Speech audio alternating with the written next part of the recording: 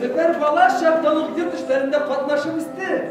Hem yurt arasında şaşınıp şunlardan çiftlenerek buldu. Çünkü mal, baylık onu bir başında kızıktırmaz.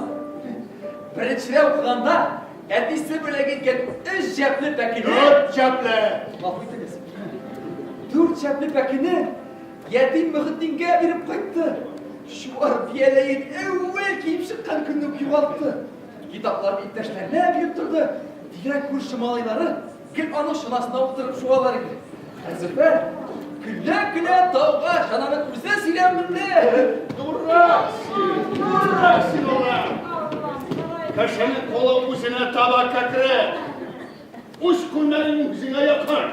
Tek kışı kaşınma, uzine tayan! Artta kalma, aldına çıkarma! Yoksa önüşüz kolasın uçayım. Vatan mal tava bile, yok жерden de tavalar. Bulandan işkile işinin emelin bile haslerim kure. Sapkarın şitte şeşip jirmegine iyi alıp kayda. Başkalar şitte işip jiri, atan şitte kavupta karamay, anladın mı? Anağı sakşal! Ha. Berktekini de israf etmeyin! Sağ.